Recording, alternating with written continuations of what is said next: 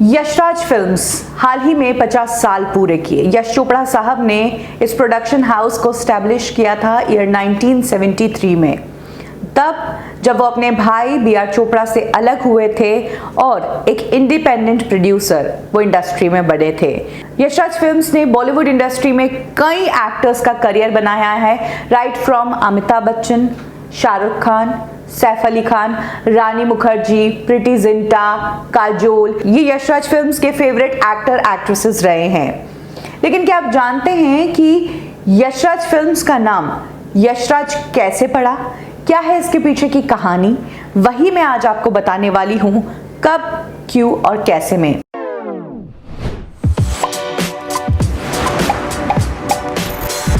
यश चोपड़ा साहब इनिशियली अपने भाई के साथ बी.आर. चोपड़ा के प्रोडक्शन में काम किया करते थे।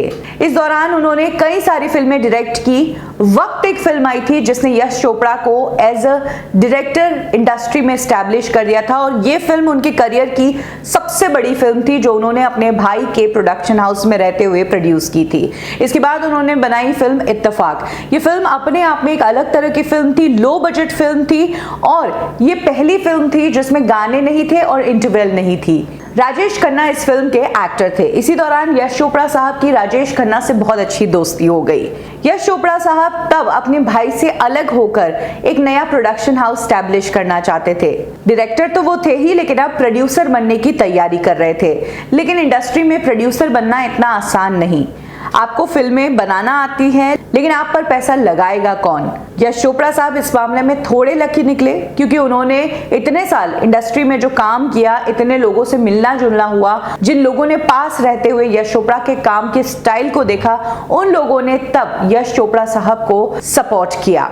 जब यश चोपड़ा साहब प्रोड्यूसर बने तो गुलशन राय, जो कि इंडस्ट्री के सबसे बड़े प्रोड्यूसर थे, उन्होंने यश चोपड़ा को कहा कि तुम अपना प्रोडक्शन हाउस चालू करो, मैं पैसा लगाऊंगा तुम्हारी फिल्म पर। इनफैक्ट राखी, जो यश चोपड़ा साहब की बहुत अच्छी फ्रेंड थी, उन्होंने कहा कि तुम फिल्म बनाओ, मैं बिना पैसे लिए तुम्हारी इस फिल्म में काम करूंगी और तो और तुम्हें पैसे की जरूरत पड़े इस फिल्म को बनाने के लिए तो वो पैसा भी मैं दूंगी। फिल्म मेकर वी शांताराम ने अपने स्टूडियो का एक हिस्सा यश चोपड़ा साहब को दे दिया था और कहा था कि ये पोर्शन तुम यूज करो अपने ऑफिस के रूप में। तो वो पहला ऑफिस था यशराज फिल्म्स का। और लिरिसिस्ट साहिर लुधियानवी ने भी यश चोपड़ा को सपोर्ट करते हुए कहा था कि तुम बस फिल्म बनाओ, तुम कहो क्या करना है, पैसे का तब देखेंगे जब फिल्म हिट हो जाएगी। यही सपोर्ट इंडस्ट्री का जो था यश चोपड़ा के साथ, उसने मदद की उन्हें अपना प्रोडक्शन हाउस स्टैब्लिश करने में। यश चोपड़ा साहब जिस वक्त अपना प्रोडक्शन हाउस स्टैब्लिश कर रहे थे, वहां उन्हें इंडस्ट्री से पैसों का, काम का सपोर्ट तो मिल रहा था, लेकिन अब एक स्टार चाहिए। अगर आपको अपने लेवल की फिल्म बनानी है, यश चोपड़ा साहब जो बी.आर. प्रोडक्शंस में रहते हुए बड़े बड़े एक्टर्स के साथ काम कर रहे थे, वो खुद के प्रोडक्शन हाउस को भी एक पॉपुलर नेम से ही स्टार्ट करना चाहते थे। ऐसे में अक्सर बड़े स्टार्स जो है इस तरह के रिस्क से बचते हैं। क्या पता फिल्म बीच में ही बंद हो जाए, क्या पता डायरेक्टर के पास पूरा पैसा है या नहीं, क्या पता ये स्टोरी अच्छी होगी या नहीं, क्योंकि अब तक यश चोपड़ा साहब बी.आर. चोपड़ा के अंडर काम कर रहे थे, बी.आर. चोपड़ा का नाम माना हुआ था, यश चोपड़ा उनका हिस्सा थे, अब अलग निकल के काम कर रहे थे। ऐसे में उन पर विश्वास करे कौन? तब यश चोपड़ा साहब ने राजेश खन्ना साहब को कन्विंस कर लिया अपनी इस फिल्म में काम करने के लिए। दाग फिल्म उन्होंने बनाई थी और उसमें पहली चॉइस उनके लिए राजेश खन्ना ही थे। राजेश खन्ना के साथ बी.आर. प्रोडक्शंस में रहते हुए यश चोपड़ा साहब ने इत्तेफाक फिल्म बनाई थी। उस फिल्म को क्रिटिकली अक्लेम फिल्म माना गया था और वहीं से इन दोनों की दोस्ती हुई कि राजेश खन्ना साहब यश चोपड़ा को काफी पसंद करने लगे, उनके काम के फैन हो गए। वहीं यश चोपड़ा साहब को भी राजेश खन्ना जैसे स्टार की ही पॉपुलैरिटी चाहिए थी अपनी फिल्म को हिट करने के लिए। इस तरह से इन दोनों का एसोसिएशन हुआ फिल्म दाग के लिए और इन दोनों के एसोसिएशन से ही कहा जाता है कि नाम पड़ा यश राज। यश मतलब यश चोपड़ा और राज मतलब राजेश खन्ना। हालांकि यशराज में यश चोपड़ा और राजेश खन्ना का नाम है, ये जो स्टोरी है वो राजेश खन्ना साहब के ग्रुप की तरफ से आती है। वहीं अगर यश चोपड़ा फैमिली की बात की जाए तो उनके अकॉर्डिंग यशराज नाम इसलिए रखा गया क्योंकि यश चोपड़ा साहब का पूरा नाम यशराज है। हालांकि उन्होंने अपना जो नाम फिल्मों में यूज किया वो यश चोपड़ा ही यूज किया, वरना बलदेव राज चोपड़ा की तरह यश चोपड़ा का भी पूरा नाम यशराज दाग चोपड़ा था, लेकिन रिपोर्ट्स कहती है कि राजेश खन्ना ने अनऑफिशियली को प्रोड्यूस की थी फिल्म दाग को, और तभी इस प्रोडक्शन हाउस का नाम रखा गया यशराज फिल्म्स, जिसके तहत ये दाग फिल्म बनाई गई। इस फिल्म को बहुत ही प्रेम से बनाया गया। फिल्म के गाने बहुत फैंटास्टिक तरीके से साहिर लुधियानवी ने लिखे। मेरे दिल में आज क्या है, अब चाहे मार उठे या बाबा, ये सारे गाने आज भी पसंद किए जाते हैं। इस तरह से बनाई गई फिल्म दाग। इस फिल्म ने यश चोपड़ा को बॉलीवुड इंडस्ट्री में एज ए प्रोड्यूसर एस्टैब्लिश किया। फिल्म सुपर हिट रही। फिल्म के गानों को बहुत पसंद किया गया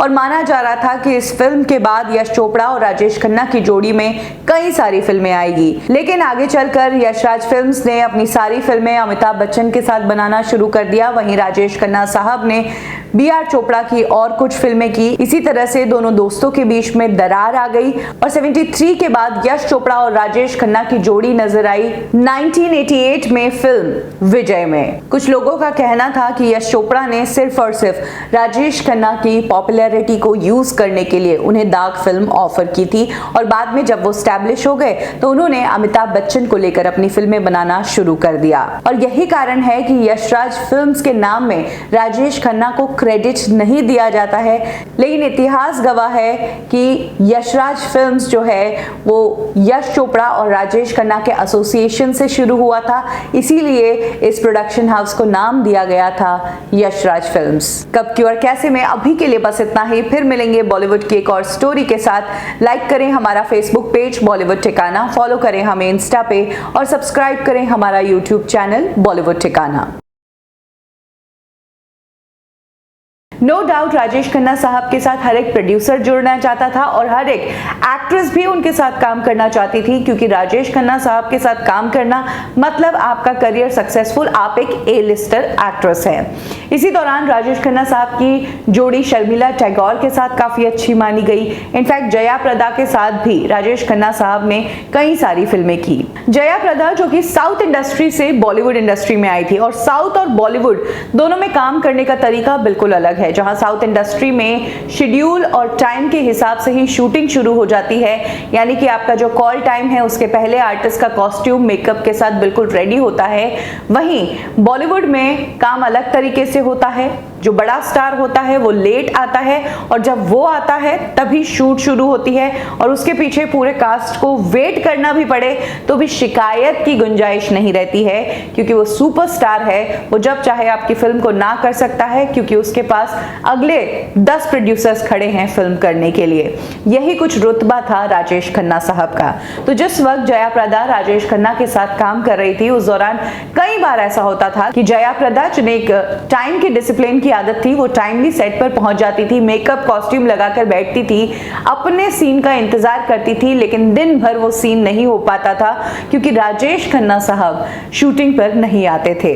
ये किस्सा खुद जया प्रदा ने शेयर किया हाल ही में कपिल शर्मा के शो में। जया प्रदा ने बताया कि सुबह की 7 बजे की शिफ्ट में राजेश खन्ना साहब रात के 8 बजे आया करते थे। जया प्रदा सुबह 7 बजे से रात को 8 बजे तक मेकअप और कॉस्ट्यूम के साथ राजेश खन्ना साहब के साथ अपना वो सीन देने का इंतजार करती रहती, लेकिन वो सीन फाइनली शूट हो पाता था रात को 8 बजे। इनफैक्ट 8 बजे आते ही भी राजेश खन्ना साहब शूट नहीं शुरू कर देते थे, आके वो स्नैक्स खाते थे, जनरली वड़ा पाव खाया करते थे, और उसके बाद 1 घंटे में अपना वो सीन करके वो निकल जाया करते थे। मंचे हुए कलाकार थे, उन्हें अपने टेक्स देने में ज्यादा टाइम नहीं लगता था, लेकिन हाँ ये बात भी सच है कि उनके साथ एक सीन देने के लिए 8 से 9 घंटे तब जया प्रदा को वेट करना पड़ता था। जया प्रदा ने यह भी बताया कि उस दौरान वो 5-5 शिफ्ट्स में काम कर रही थी। इनफैक्ट साउथ और बॉलीवुड फिल्मों में एक साथ काम कर रही थी, तो कई बार ऐसा भी होता था कि वो एयरपोर्ट पर आकर अपना मेकअप लगाकर दूसरे सेट पर पहुंचती थी। राजेश खन्ना और जया प्रदा ने कई सारी फिल्में साथ में दी है, जैसे कि दिल नादान, आवाम, धर्म, कानून और नया कदम। जया प्रदा राजेश खन्ना की वो पहली एक्ट्रेस नहीं है जिन्होंने राजेश खन्ना के लेट आने का जिक्र किया है। इससे पहले शर्मिला टैगोर और भी राजेश खन्ना के बारे में यही बात कह चुकी है कि वो टाइमली नहीं आते थे, हमेशा सेट पर लेट ही आया करते थे। और शायद यही वो कारण था कि एक टाइम आने के बाद जब अमिताभ बच्चन इंडस्ट्री में आए और बड़े प्रोड्यूसर्स की नज़र उन पर पड़ने लगी, तो कई ऐसे प्रोड्यूसर्स भी थे जो राजेश खन्ना के साथ पहले काम करते थे, उन्होंने अमिताभ बच्चन के साथ काम करना शुरू कर दिया। क्योंकि अमिताभ बच्चन जिनके फैन फॉलोइंग तो बढ़ ही रही थी, वहीं उनके लेट आने के इश्यूज बिल्कुल नहीं थे, वो डिसिप्लिन में थे, वो टाइमली सेट पर आते थे। तो ये वो लिबर्टी है जो एक बॉलीवुड का एक्टर सुपरस्टार बनने के बाद एंजॉय करता है कि सेट पर आप 11 घंटे लेट जा रहे हो और 1 घंटे में शूट करके आप निकल जाते हो और प्रोड्यूसर भी आपको कुछ नहीं कह सकता है। हालांकि आज का माहौल बिल्कुल अलग हो गया है। आज एक्टर कितना भी बड़ा हो, स्टार कितना भी बड़ा हो, शूट जो है वो टाइम पर ही शुरू होती है, क्योंकि इन दिनों फिल्मों का बजट भी बहुत बड़ा होने लगा है। ऐसे में शूट को पोस्टपोन करना, शूट को आगे पीछे खिसकाना, मतलब करोड़ों का नुकसान तय है। कब की और कैसे में अभी के लिए बस इतना ही। फिर मिलेंगे एक और स्टोरी के साथ। आपको हमारी ये स्टोरी कैसी लगी कमेंट सेक्शन में जरूर बताइए। लाइक करें हमारा फेसबुक पेज बॉलीवुड ठिकाना, फॉलो करें हमें इंस्टा पे और सब्सक्राइब करें हमारा यूट्यूब चैनल बॉलीवुड ठिकाना।